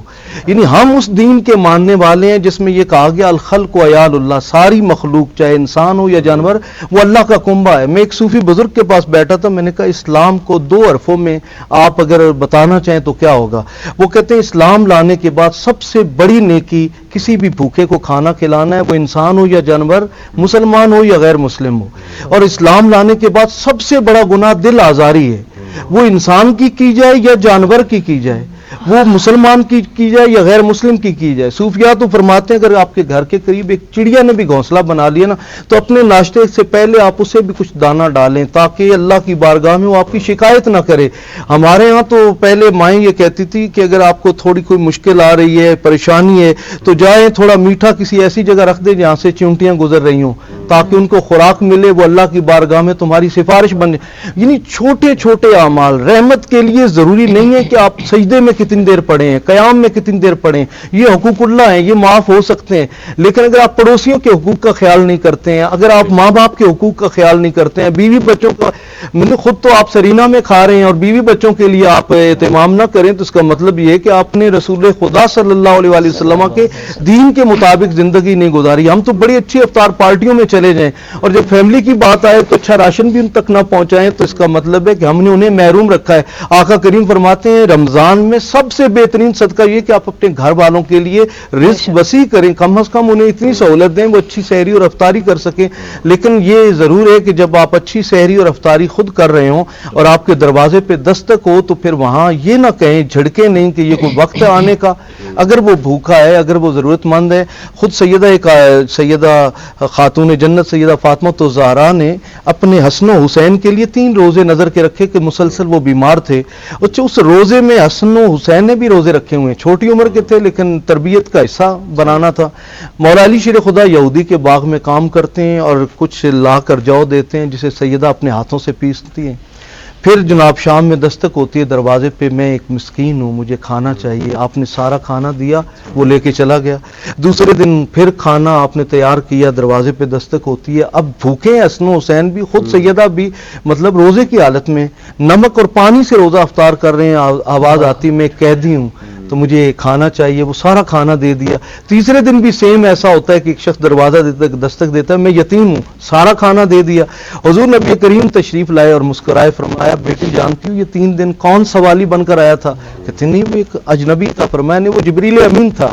وہ دیکھنا چاہتا تھا محمد عربی کی بیٹی کی تربیت کس لیول کی ہے، اور آپ نے اپنے گھر کا سارا کھانا انہیں دیا. 3 دن مسلسل ایسا روزہ تھا جس میں گویا کھا ہی نہیں رہے تھے. تو ایسے میں حضور نبی کریم نے آ کر پھر افطار کروایا. یعنی ہمیں یہ بتایا جا رہا ہے رسول اللہ خدا صلی اللہ علیہ وآلہ وسلم کے گھرانے سے کہ روزہ صرف اپنے افطار کے ڈنر کو سمیٹنے کا نام نہیں ہے، بلکہ آپ رزق کو تقسیم کرنا شروع کر دیں. ائمہ تائرین میں سے ایک امام بھی تبھی موت دنیا سے نہیں گئے، لیکن ان میں ایک کامن چیز تھی کہ جب وہ دنیا سے شہید ہوئے تو ان کے جسم پہ نا گٹھے کے نشان تھے، مسلسل بوجھ اٹھانے کے سبب جو نشان بنتے ہیں. تو پھر امام حسن مجتبی جب شہید ہوئے تو آپ سے پوچھا آپ کے جو خدمتگار تھا کہ یہ اتنے سخت نشان کیسے پڑ گئے؟ تو وہ کہتے ہیں یہ پردہ تھا، راز تھا اللہ اور امام کے درمیان. لیکن اب چونکہ آپ کوئی الزام نہ لگے میں اس لیے یہ بتا دیتا ہوں کہ امام حسن مجتبی کئی سینکڑوں گھروں میں بیواؤں، یتیموں، مسکینوں کے گھروں میں اپنے کندھے پہ پورے مہینے کا راشن اٹھا کر لے کر جاتے اور ان کے دے کر آتے تھے اس سبب سے. اور یہ صرف ان کا نہیں تھا، سارے اہل بیت کے گھروں میں یہی ہوتا تھا کہ وہ لوگوں کے. جب امام زین العابدین شہید ہوئے تو اس رات پتہ چلا کہ 100 بیوائیں اور یتیم مدینہ میں ایسے تھے جن کے گھروں میں امام زین العابدین خود راشن دے کر جاتے تھے. یہ کیفیت آج بھی ہم اختیار کر سکتے ہیں، چاہے وہ مسجد کے اندر بیٹھا امام اور خطیب ہے، اگر وہ یہ اناؤنسمنٹ کرے، یہ چیزیں لوگوں کو بتائے کہ اسلام انسانی مذہب ہے. ہمارے پڑوس میں اگر بھوکا سو رہا ہے تو رسول اللہ فرماتے ہیں ہم مومن نہیں ہیں اگر ہمارا پڑوسی پیٹ بھر کر، ہم تو پیٹ بھر کر کھائیں اور وہ بھوکا سو جائے. اور پڑوسی میں یہ بھی نہیں ہے کہ وہ انسان ہو یا مسلمان ہو، وہ جانور بھی ہے، اگر اس نے بھی پڑوس میں ڈیرا لگا لیا تو آپ کو اس کا بھی خیال کرنا پڑے گا. یعنی دین اسلام کی وسعت یہ ہے کہ یہ اخلاقی اور انسانی مذہب ہے، اور جب سے ہم اخلاق اور انسانیت سے دور ہوتے ہیں تو گویا ہم اسلام سے ہی دور ہو جاتے ہیں. بالکل علامہ صاحب آپ نے بہت، لیکن اس وقت لوگ سچے ہوا کرتے تھے. یعنی اگر کوئی آ گیا تو ڈیفینیٹلی سوالی وہ واقعی اس کی حالت ایسی تھی کہ وہ بیمار تھا یا وہ اس کو ضرورت تھی. اب پروفیشنل لوگ ہیں. چند دن قبل ایک وہ بھی ریلیجس اسکالر ہیں، وہ کہتے ہیں جی ایک جگہ پہ بیٹھے تھے تو مانگنے والے کچھ آئے تو انہوں نے کہا کہ یہ تو 3-4 دن پہلے بھی آئے، اس سے پہلے بھی آئے اور ہم نے ہر مارکیٹ میں دیکھے. لیکن اس کے ساتھ ساتھ ایک انہوں نے کہا کہ جانور ایک آیا، میں نام نہیں لوں گا، انہوں نے کہا جی کہ یہ دوسری دفعہ نہیں آتا. جانور کھانے کے لیے اگر آیا تو یہ کھانا کھا کے جائے گا، تو دوسری دفعہ جب بھوکا ہوگا تو واپس آئے گا. تو اب ہمارے ہاں کیونکہ اس قدر ہم معاشرہ بھی بگڑ چکا ہے کہ ہمارے ہاں پروفیشنل لوگ اس طرح قدر ہے کہ وہ حقداروں کا حق بھی کھا جاتے ہیں. کئی ایسے حقدار ہیں جو گھروں میں بیٹھے ہیں، ان تک کیسے پہنچا جائے؟ یعنی ڈیفینیٹلی یہ کہا گیا ہے کہ سب سے پہلے اپنے عزیز و قارب میں دیکھیں، پھر آپ آگے چلتے جائیں اور دیکھیں. لیکن آج کل آپ دیکھیں، آج بھی ہم نے دیکھا باہر آٹے کی لمبی لمبی لائنیں ہیں. ابھی تک آٹے کے اصول کے لیے کتنی ہم دیکھ رہے ہیں کہ شہادتیں ہو چکی ہیں. تو اس صورتحال میں ہمیں حقداروں تک پہنچنے میں کیا رول پلے کرنا ہوگا؟ یعنی جو وہ لوگ نہیں جو پروفیشنل ہیں، وہ آپ آٹا بھی لیتے ہیں تو آپ کو لگتا ہے شام تک وہ مارکیٹ میں سیل ہو جاتا ہے، وہ مانگتے ہیں، آپ ان کا ریئل لائف سٹائل دیکھیں تو وہ بعد میں کچھ اور نظر آتا ہے.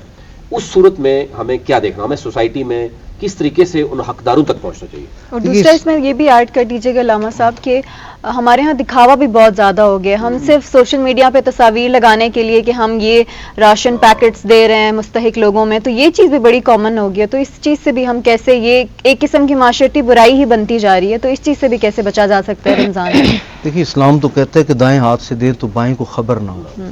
امام زین العابدین کی شہادت کے بعد کیوں پتہ لگا کہ یہ ہمیں دیتے تھے؟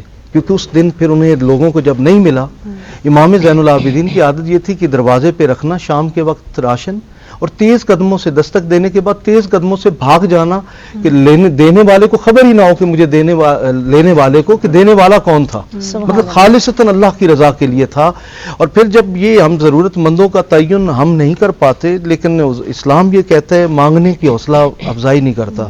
ایک صحابی ہے کہتے ہیں یا رسول اللہ میرے پاس کچھ بھی نہیں ہے. حضور نے فرمایا کچھ تو ہوگا. کہا آقا 2 برتن ہے. فرمایا ایک اب استعمال کے لیے گھر میں رکھو، ایک لے آؤ. اور اس کو لانے کے بعد فرمایا ہم بھی یہ مسجد نبوی میں حضور فرماتے ہیں اناؤنس کرتے ہیں کتنے کا کوئی خریدے گا, 2 درہم لگتے ہیں اس کی جو آخری بولی ہوتی ہے, تو 1 درہم کا کہا اس میں اپنی فیملی کے لیے کھانا لے کر جاؤ, 1 کی کلہاڑی اور رسی خریدو, جاؤ جنگل میں اور لکڑیاں کاٹ کے لاؤ اور بازار میں بیچو. مطلب یہ ہے کہ ہمارے ہاں اس وقت بھی بھکاری پیدا کیے جا رہے ہیں. یہ جو لائنیں آٹے کی لگی ہوئی ہیں یہ بھکاری ہم پیدا کر رہے ہیں. اسلام یہ مانگنے کی حوصلہ افزائی نہیں کرتا, حوصلہ شکنی کرتا ہے. اچھا حوصلہ شکنی آپ ان کے ہاتھ باندھ کے نہیں کر سکتے ہیں, ان کے منہ باندھ کر نہیں کر سکتے ہیں, آپ انہیں سمال بزنس دیں. جیسے رسول اللہ صلی اللہ علیہ وسلم نے ریاست انہیں رستہ دکھائے کہ بھئی حلال رزق کا یہ رستہ ہے, اس رستے پہ چلو, مانگنے سے بچو.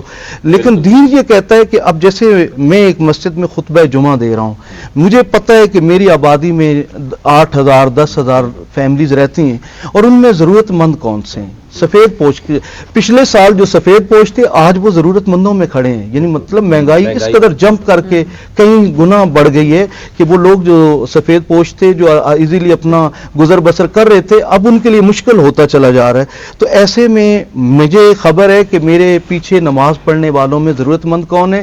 اگر میں ان کا خیال نہیں رکھتا, مطلب رسول خدا نماز پڑھانے کے بعد فرماتے ہیں بھی آج وہ صحابی فلاں جگہ جو بیٹھ کے نماز پڑھتا ہے وہ کیوں نہیں ہے, جو ان کی سیٹیں فکس ہوتی تھی کہ یہاں اس صحابی نے آ کے نماز پڑھنی, آج وہ نہیں ہے. کہا جی یا رسول اللہ وہ بیمار ہے, آقا کریم فرمایا آئیں چلیں اس کی تیمارداری کے لیے. مطلب سوشل مذہب ہے نا اسلام, آپ اس کو انسانوں سے کٹ کے رہتے ہیں تو یہ وہ زندگی ہے جس کو اسلام نے کبھی بھی پسند نہیں کیا ہے. تو ہمارے ہاں یہ اچھا اس میں اگر دیکھیں تو ایک شخص جو اپنے گھر کا سربراہ ہے اس کو یہ جو کلوز ریلیشن ہے اس کے رشتہ دار ہیں ان کے بارے میں تو وہ جانتا ہے کہ کون سفید پوش ہے, کون ضرورت مند ہے اور کس کے پاس وافر رزق ہے. اگر زکوٰۃ دینے لگے ہیں, صدقات دینے لگے ہیں, تو کم از کم سب سے پہلے جن کو ہمیں پریفر کرنا چاہیے وہ ہمارے رشتہ دار ہیں جن کے ساتھ بلڈ ریلیشن ہے. لیکن جب دے رہے ہوں تو شریعت یہ کہتی ہے انہیں یہ نہ کہیں میں زکوٰۃ دے رہا ہوں, شریعت یہ کہتی ہے یہ بتاؤ کہ میں تمہیں گفٹ پیش کر رہا ہوں, تحفہ پیش کر رہا ہوں تاکہ اس کی شخصیت نہ ٹوٹے اور وہ اپنے استعمال کی چیز بھی لے لے. لیکن ہمارے یہاں بدقسمتی وہ کہ جو سوشل میڈیا نے آ کر پہلے یہ تھا نیکی کر دریا میں ڈال, مطلب یہ ہے کہ آپ اللہ کی رضا کے لیے کریں. اب ہے کہ نیکی کر اور آپ فیس بک پہ ڈال, سوشل میڈیا پہ ڈال, اور پھر ان سے ایک یعنی آپ نے دنیا میں ہی اپنا جو ریوارڈ ہے وہ لے رہے ہیں. اچھا یہاں صاحب آپ کی یوتھ کے حوالے سے میں دیکھوں تو ابھی میں دیکھ رہا تھا اس دن سوشل میڈیا پہ تمام بڑے یعنی شہروں میں ہم نے دیکھا کہ نوجوانوں نے بڑا اچھا رول پلے کیا. انہوں نے فروٹ لیا, مہنگا فروٹ لینے کے بعد انہوں نے صرف 10 روپے 50 روپے میں وہ لوگوں کو دے رہے ہیں. ایک تو وہ یہ بتانا چاہ رہے ہیں کہ جو ضرورت مند ہوگا وہ 10 روپے لے گا, دے گا اور لے جائے گا, یعنی بالکل فری نہیں رکھا. اس میں پھر ڈیفینیٹلی وہ لوگ آ جاتے ہیں. کیا سمجھتے ہیں, ظاہر آپ نے بھی سیلاب سے لے کر بہت سی, اب رمضان میں کیا آپ رول پلے کر رہے ہیں؟ سر ایک تو میں اس سے پہلے ایک چیز کلیئر کرنا چاہوں کہ ہماری اجازت بھی نہیں ہے فاؤنڈیشن کے جو آبجیکٹیوز ہیں ان میں سے جو ایک آبجیکٹیو ہے وہ سوشل ورک ہے. The very first is capacity building, second one is training and development, third one is activity based learning and fourth one is social work. Social work میں سر ہمارا الحمدللہ جو ممبر ہے وہ بہت زیادہ پیشنیٹ ہے, وہ بہت زیادہ پرپسفلی کام کرنا چاہتے ہیں. ہمیں کوئی اسپانسرشپ نہیں کرتا, ہمیں کوئی 1 روپے دیتا نہیں ہے کہ آپ نے یہ ایکٹیویٹی کرنی ہے. یہ سارے اسٹوڈنٹس ہیں اگین وہ اپنی پاکٹ منی سے ایک کاز کے لیے دیتے ہیں. ہمارا بلیو ہے کہ اگر آج آپ کو اللہ پاک نے جوانی دی ہوئی ہے تو اس پرائم ایج میں کچھ کریں گے تو اس کا امپیکٹ بہت زیادہ ہے, ٹھیک ہے, وہ ملٹی پلائڈ ہو جاتا ہے. ہم نے اپنے ریسورسز سے اپنے فلڈ میں سر الحمدللہ 2022 میں کام کیا ہے. ہم نے ونٹر ڈرائیو میں جب سردیاں بہت پیک پہ تھی ہم نے وہاں پہ پراپر ایک کمپین لانچ کی ہے. ہم ہاسٹل میں ہر کمروں میں گئے ہیں. ہم ادروائز ہر ہرٹس میں, کنزا کو پتا کنزا بھی قائدین ہے, ہر ہرٹس میں جا کے ہمیں کوئی شرم نہیں ہے پیسہ مانگنے سے. ہم پیسے بھی کسی مقصد کے تحت مانگ رہے ہیں. ہم نے الحمدللہ اسلام آباد میں ایدی ہوم سینٹر میں جا کے پراپر ونٹر ڈرائیو کی. ہم نے جا کے دیکھا وہاں بچوں کو, ہم نے خواتین سے ملے, ہم جانتے ہیں, ہم کام کرتے ہیں, تو ہمیں آئیڈیا ہے کہ ہماری جو اتنی زیادہ انڈر ریٹڈ جو ہماری سوسائٹی ہے وہ کیا فیس کرتی ہے, کیا ان کی ایشوز ہیں. اب ہم نے پرٹیکولرلی سر رمضان کے لیے ہم نے جو ڈرائیو کمپین ہم نے اپنی سر ہماری ساری چیزیں باقاعدہ ڈسکس ہوتی ہیں. وی ہیو اے پراپر کو committee in Ijaz bin foundation. We have decided کہ ہم نے اس دفعہ انشاءاللہ رمضان میں عیدی ڈرائیو کے نام سے ہم نے کمپین لانچ کی ہے. اس کا آئیڈیا سر اس طرح ہے کہ ہم انشاءاللہ ہم نے 2-3 آرفن آرگنائزیشن سے ہماری بات چیت چل رہی ہے, ان میں سے جو بہت زیادہ ڈیزرونگ ہوگے ہم انشاءاللہ وہاں جائیں گے. ہماری اس دفعہ کوشش یہ ہے کہ ہم جو بھی بچہ ہے بیچارہ یتیم جو کہ بیسکلی ہمارے ہی ہیں, وہ ہمارے ہی ریپرزنٹیشن کرتے ہیں, ہم نے انشاءاللہ ان کے لیے باقاعدہ طور پر اس دفعہ نئے کپڑوں کا ہمارا پراپر بندوبست ہم نے کرنا ہے. جو ایک گھر میں سربراہ کرتا ہے, ہم یہ چاہتے ہیں کہ ہم سربراہ ہونے کی حیثیت سے ہم ان بچوں کو محسوس نہ ہونے دیں کہ وہ انڈر ریٹڈ ہے. ہم انشاءاللہ ان کو کپڑے بھی دیں گے, جو چھوٹیاں بچے ہوتی ہیں جو بھی ان کے ہوتے ہیں لائٹ سٹفس ہوتے ہیں, فار ایگزامپل مہندی چوڑیاں, مطلب ان کو باقاعدہ اتنے ویل پروٹوکول سے ہماری خواہش ہے کہ ہم کریں, اور ہم آج کل بھی اس کے لیے ڈونیشن وغیرہ اکٹھی کر رہے ہیں. تو ہم انشاءاللہ عیدی ڈرائیو میں ہم اپنی طرف سے ہماری آرگنائزیشن کی طرف سے we are definitely aiming to give them a very comprehensive and a very full fledged protocol based عیدی. اچھا اعجاز, اگر ہم بات کریں انٹرنیشنل لیول کی, تو پاکستان کے امیج کو اور پاکستانی یوتھ کو انٹرنیشنل لیول پہ کس طرح جو ہے رول پلے کر سکتی ہیں؟ صرف آپ کی آرگنائزیشن نہیں, اگر ہم جنرلی بات کریں باقی آرگنائزیشن بھی اور ہماری حکومت بھی کیا رول پلے کر سکتی ہے؟ کیونکہ آپ کو پتہ ہے ہمارا امیج جو ہے سوشل میڈیا کے تھرو بھی ایک بڑا نیگیٹو امیج سم ٹائمز چلا جاتا ہے, کچھ ایسی چیزیں وائرل ہو جاتی ہیں جس کی وجہ سے پوری دنیا میں پاکستان کی امیج کو اچھا نہیں سمجھا جاتا. ایون اگر آپ دیکھیں تو ہماری یوتھ جو باہر جاتی ہے ان کو کلچرل شاک کا بڑا سامنا کرنا پڑتا ہے. تو کس طرح سے ان چیزوں کو بہتر بنایا جا سکتا ہے؟ امیج میکنگ کو کنسیڈر کرتے ہوئے ہم نے باقاعدہ ایک ایکٹیویٹی ڈیزائن کی تھی سر, جس کا نام تھا اسٹوڈنٹ ٹاکس, جس کا تھیم یہ تھا کہ ہم نے پاکستان کی سکسیس سٹوریز کو نا پروموٹ کرنا تھا فار دا لارجر آڈینس. وہ سکسیس سٹوری جس کے اوپر کوئی بھی بات نہیں کرتا, ہم نے اس کو پچ کیا. ہمارے اسٹوڈنٹس اس کو باقاعدہ ہائی لائٹ کرتے ہیں on a very minor stage. First second, دیکھیں اگر آپ کسی بھی چیز میں تب تک ڈیولپمنٹ نہیں آ سکتی جب تک آپ اس کو آن نہیں کریں گے. Ownership is the very first criteria. If you own your youth, they are ready to give them surprises by God. Sir آپ کو میں بڑے مزے کی بات بتاؤں, بہت جو دیکھیں ایک بڑی پرائڈ کی بات ہے الحمدللہ. اگر ہم آج اپنی آرگنائزیشن کی بات کرتے ہیں, ہمیں ہارڈلی 1.5 ایئر ہوئے آپریٹ کرتے ہوئے ان دس سیکٹر, اینڈ الحمدللہ ہماری آرگنائزیشن انٹرنیشنل. ہم نے جب اسٹارٹ اپ کیا تھا, ہم نے تب کہا تھا کہ یار ہم نے لوکل نہیں کھیلنا. What does it mean? It means that ہم نے انٹرنیشنل لیول پہ ہم نے ایسے اسٹینڈرڈ سیٹ کرنے کہ ہمارا یوتھ انسپائر ہو. الحمدللہ اعجاز بن نیا فاؤنڈیشن ٹاپ 10 ایمرجنگ آرگنائزیشن میں رینکڈ ہوئے 2022 میں ان پاکستان.